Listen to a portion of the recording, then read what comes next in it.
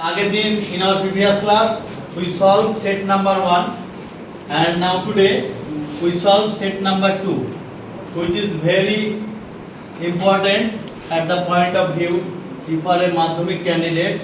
So don't waste our time. So let's start today's topic, set number 2. প্রথমে কি বলছে দেখ যেরকম হয় যে প্রথমে আমাদের প্রপার ফর্ম দেওয়া থাকে ভার্বের তিনটে করে অপশন দেওয়া থাকবে এবং আমাদেরকে সলভ করতে হবে। দেখি প্রথমটা কি আছে। A man stood holding having hold a pole with yellow red green and purple balloons flying from it. একটা মানুষ স্টুড, এই জায়গাটায় দেখ স্টুডটা হচ্ছে আমাদের কি বলতো ভার্ব কি না? স্টুডটা হচ্ছে আমাদের ভার্ব, তো স্টুডটা হচ্ছে আমাদের এখানে ভার্ব। এই স্টুডটা দেখছিস এটা হচ্ছে ভার্ব, ফাইনাইট ভার্ব।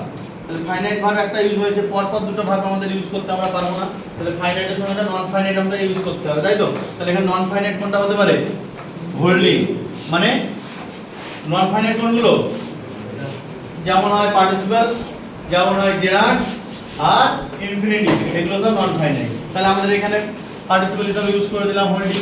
তাহলে এ ম্যান স্টুড হোল্ডিং মানে ধরিয়া, কি ধরিয়া ছিল? একটা পোল ধরিয়া ছিল, একটা খুঁটি ধরিয়া ছিল, একটা লাঠি ধরিয়া ছিল, যেটার সঙ্গে ইয়েলো মানে বেলুন। দেখবি মেলাতে যখন যাবি, মেলাতে দেখবি একটা মানুষের বেলুন বিক্রি করে এবং একটা লাঠির মতো থাকে এবং মতো অনেক রকমের বেলুনগুলো গাঁথা থাকে, সেই রকম। তাহলে হোল্ডিং হয়ে গেল প্রথমটার অ্যান্সার। একটা ভার্ব ইউজ হল ফাইনাইট, তারপর নন ফাইনাইট ইউজ করলাম, তার জন্য এখানে হয়ে গেল হোল্ডিং। নেক্সট পরবর্তীটা 2 নম্বরটা কি বলছে?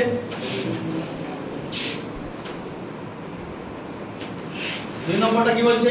The child had a desire, একটা ছেলে ছিল মেলাতে গেছে, সে দেখছে, তার ডিজায়ার মানে তার ইচ্ছা হয়েছিল টু। এবার দেখ verb possess, possessing, possessed.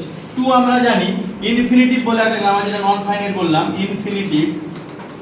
Infinitive সেটা হচ্ছে ইনফিনিটিভ হচ্ছে ভার্ব টু প্লাস ভার্বের 1 নম্বর ফর্ম, এটাকে বলা হয় ইনফিনিটিভ। তাহলে আমরা এখানে টু পেয়ে গেছি আর এখানে ভার্ব বসাবো, তাহলে কোনটা বসাবো? Pauses.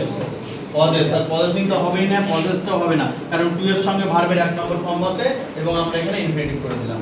Next but he knew, কিন্তু সে জানতো, জেনেছিল। নিউ দেখ ভার্বটা দেখে নে, that his parents buying wood by him only on balloon. সে জানতো যে তার বাবা তাকে একমাত্র একটা বেলুনই কিনে দেবে, ঠিক আছে? তাহলে কি বলছে এখানে? তাহলে এখান থেকে আগেরটা আমরা ভার্ব একটা পেয়ে গেছি, কোন টেন্স এটা? নিউটা পাস্ট টেন্স। তাহলে এখানে পাস্ট টেন্স ইউজ হবে, বাই তো হতেই পারে না, বাইং এখানে হবে না কারণ এখানে কন্টিনিউয়াস এর ফর্ম নেই। তাহলে কি হবে? Would by. উইল এর পাস্ট ফর্ম উড, সেটা এখানে পাস্ট হয়ে গেল, এটাও পাস্ট ছিল নিউটা, তাহলে এখানে উড বাই হবে সঠিক অ্যানসার। ঠিক আছে, এইভাবে আমাদের থাকে যাবে।